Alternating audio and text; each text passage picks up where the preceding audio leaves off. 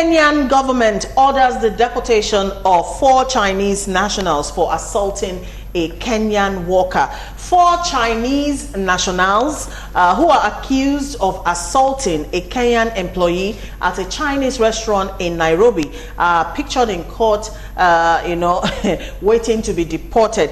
In a video that has since been trending, one of the Chinese men is seen flogging a waiter at the restaurant who is said to have come to work late before dismissing him. Now, the other 3 Chinese, 2 men and a woman, were in the background laughing when the assault was taking place. They were soon arrested after police investigations, and it was discovered that the foreigners didn't have a valid work document and immigration papers in the first place. All right, let's quickly go see that trending video. We'll come back.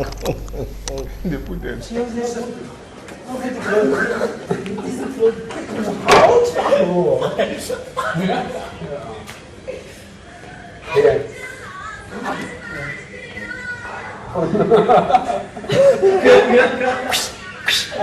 Faster, no beat, then no beat.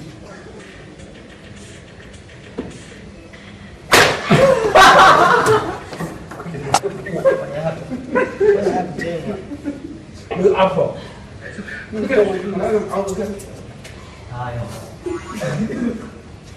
Má přijde, nevíde čas. Svato.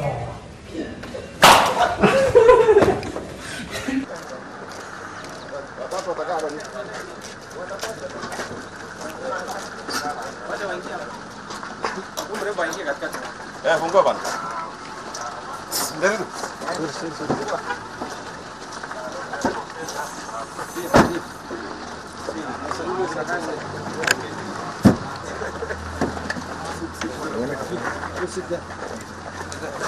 Go in. Go inside, front. Are you doing a job? Test. Come. Come sit here. Come sit in front. Come.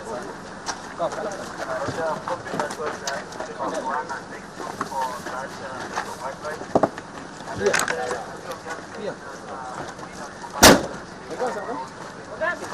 Are you?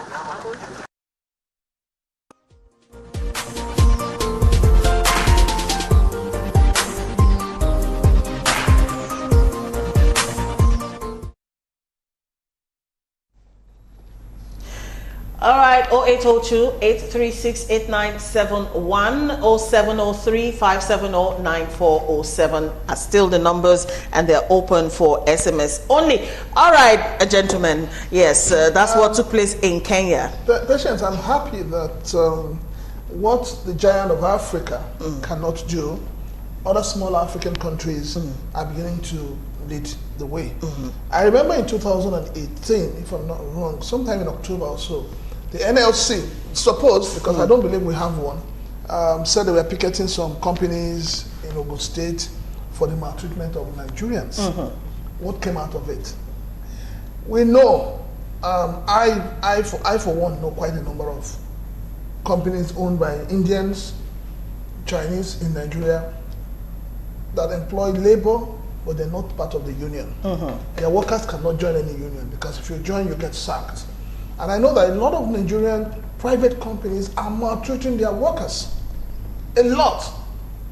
What is our government doing about it? Nigeria is a country where the people are at their own mercy. Nobody cares for them. You have protection, is it a consumer protection agency? How many people have they convicted? How do they protect Nigeria? It brings us back to the question, what is the worth and value of a Nigerian life? Mazi. It's unfortunate that it happened, but far more than that is happening in Nigeria. I know some companies, these Chinese companies, that some of them are not even, they only went through either secondary school or primary school. They are called engineers, technicians here. They are even made to head the graduated persons here. It's unfortunate that something like that, I know a brother whose hand was amputated or cut off by a machine in Nigeria. I don't want to mention the company. Unfortunately, he was thrown out. I also knew a brother last year in my church who was coming to office, he was going to work along Ikeja Oshodi Expressway. He had an accident and he called, his leg was almost cut off. He called his company. 3 days after, he was sacked. Something like this is being done even in Nigeria, more than this.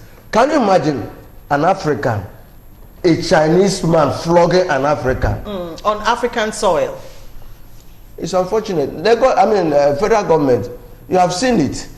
What have you done to Nigerians that are being treated this way?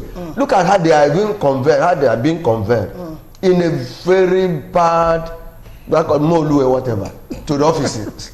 And they make them to work more than 24 hours. Do you know, if you are, there's one company at along Iju Road, I think they're into this reform. You cannot answer phone, you cannot laugh, you cannot sit down. Chinese company. And they are here in Nigeria, and Nigerian government, the labor you talk about, do you have labor? Okay, all right. I'm happy at least that we're commending, the Kenyan authorities we commend them. for the prompt response. Yes, and, but something like that happened and Nigeria closed their eyes. Okay, all right, Mr. Shopito. Well, it's okay to talk of the government and all that, but the important thing is that all of us have a duty in this. I was discussing with some people yesterday, the moral standards in this nation have gone to the dogs. So, excuse me. So, the people who are supposed, look, there's supposed to be a labor, the workman compensation and things like that on our law books. Are they still in the law books? Are we sure that they are still there and there are people who will implement this thing for us? I am actually appalled that we have a labor congress in this country where our representatives are refusing to use locally produced vehicles. They would rather import, and each time you import a finished product, you are importing unemployment. So our labor body should do something about this type of our recalcitrant. I understand what you're saying. Yes. It looks like the Labor Congress is only there to protest minimum wage. There are so many issues. When they do that, they go behind issues around the workforce that they can actually protest. Madam P, having said that, that does not mean that we are supporting lateness. No. We know that punctuality is the soul of business. Yes. Agreed. But then there are other punishments. There are employees. All you need to do, there's a way you can punish a staff. You can give him a query.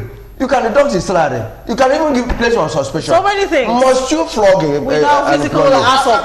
That's assault. I think when we focus on the issue of flogging, as pertains to Nigerian system, we're not addressing the real core problem. Nigerians are not being flogged, but Nigerians are maltreated worse than being flogged. Yes. Okay. That's the truth. Nigerians are maltreated. There are some Indian companies in Nigeria that you cannot rise up to the level of a manager. I know quite a number of them. You cannot. Each time there's a vacancy for a manager, an Indian must be brought in. All the Nigerians working in those companies will only get to the level of supervisors.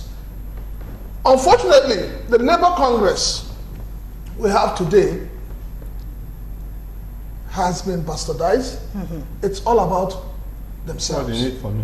Because when you even talk about them demanding for minimum wage, how is it implemented? How many state governors are implementing it today? Now, if the Labour was strong, the Labour will also realize that in fighting for minimum wage, it must cut across board. So we do not have a Labour Congress. Those who honestly believe and rely on Nigerian Labour Congress, it's a pity you're shooting yourselves in the leg. I have a brother who is a driver and he works for a Chinese company. And do you know what happened?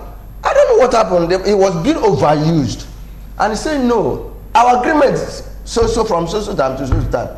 If you want to extend my time, you pay my overtime. He slapped him. My brother threw the key on him. And then, so it is, like he said, how much are they being paid?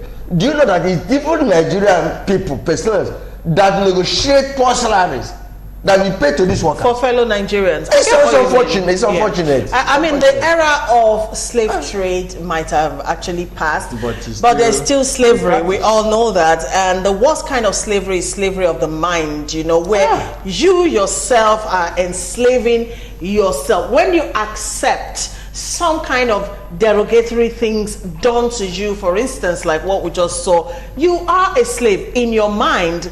I know that poverty is there, but no amount of poverty should make a Nigerian accept some certain things, especially from people who are not, even people who are Nigerians, but then talk more of people who are not even Nigerians, you know. That are not more qualified. They are not qualified. Exactly. Okay, look at this one. The government needs to do something to protect Nigerians. The issue of casualization is still where is the Nigerian Labour Congress when we talk about casualization of workers?